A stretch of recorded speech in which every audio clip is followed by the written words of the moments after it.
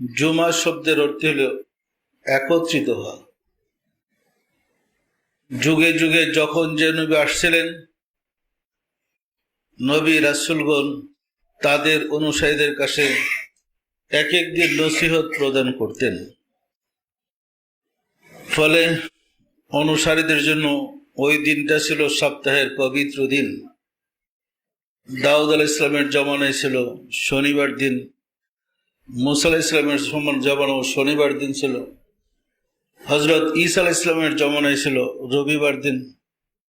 হযরত রাসূল পাক সাল্লাল্লাহু আলাইহি সাল্লাম উম্মতে মুহাম্মাদীদেরকে একত্রিত হওয়ার জন্য সপ্তাহ একদিন আহ্বান করেছিলেন, সেটা ছিল জুমার দিন। জুমা মানে একত্রিত হওয়া। সম্মানিত আশিকে রাসূলের এই জুমার নামাজটা ফরজ হয়েছে জোহরের সময়।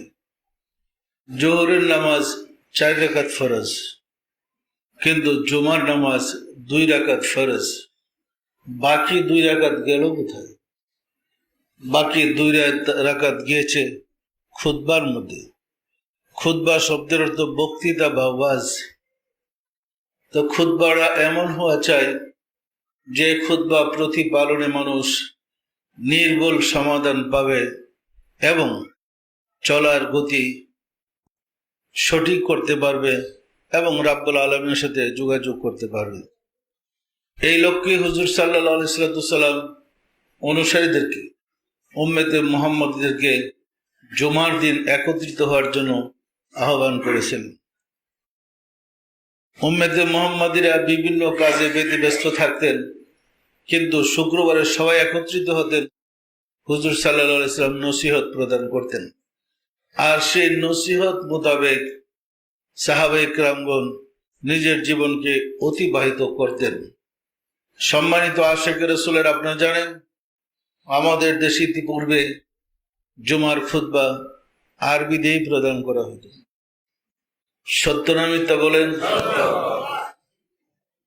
আমরা যখন দেখলাম আরবিদা খুতবা দিলে আমাদের কোনো উপকারে আসে না, আমাদের মাতৃভাষা বাংলা, আরবি তো আমরা বুঝি না, আরবি বুঝি, তখন আমরাই প্রস্তাব দিয়েছিলাম যে দেশের যে ভাষা সেই ভাষায় খুতবা হওয়া প্রয়োজন, এবং সরকারকে বোঝাইতে সক্ষম হয়েছে। ফলে আজ বাংলাদেশের প্রত্যেক জুমার মসজিদে জুমার খুতবাটা অন্তত বাংলা দেওয়ার পরে দিলেও দেয়। কি বলেন? উপর থেকে নির্দেশ হয়েছে খুতবার অনুবাদটা শোনাই দিতে হবে। কথাটা ছিল খুতবারই বাংলা তাদের, মানে কিছুটা তো মানল। প্রস্তাব দিয়েছিলাম খুতবাটা বাংলাতে হবে প্রথম খুতবা, আর দ্বিতীয় খুতবা যেহেতু মোনাজাত বা প্রার্থনা, সেটা আরবি দেওয়া দেন। তো এটা সরকার মেনে নিয়ে বলছে অন্তত বাংলা খুতবাটা পড়ে দিতে হবে। কি বলছে আমার কথা বুঝছেন?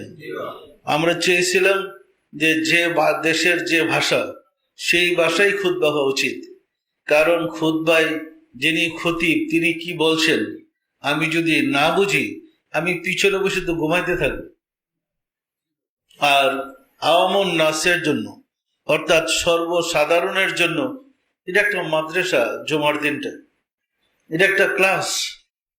এই ক্লাসে যিনি খতিব থাকবেন সবাইকে ধর্ম সম্বন্ধে জ্ঞান দান করবেন। এখন আমি যদি ধর্ম না বুঝি, ভাষা যদি খতিবের না বুঝি, তা আমি ধর্মের জ্ঞানটা কি পাবো? সমস্যা না? সমস্যাটা বলেন তো। ফলে রাব্বুল আলামিনের দয়ায় আমরা প্রস্তাব করাতে, সরকারকে বুঝাইতে সক্ষম হওয়াতে আল্লাহ পাকের দয়া এটা কিন্তু চালু হয়েছে যে অন্তত খুতবার বাংলাটা সব মসজিদে পড়ে শোনাই দেবে। খুতবার বাংলা বলা হয় না, হয় না? কিছুটা মুসল্লিদের উপকার হবে না, হবে না? কারণ ধর্মে কি আছে আমি যদি নিজের ভাষায় না জানি, নিজের ভাষায় না বুঝি, আমি এটা পালন করব কিভাবে?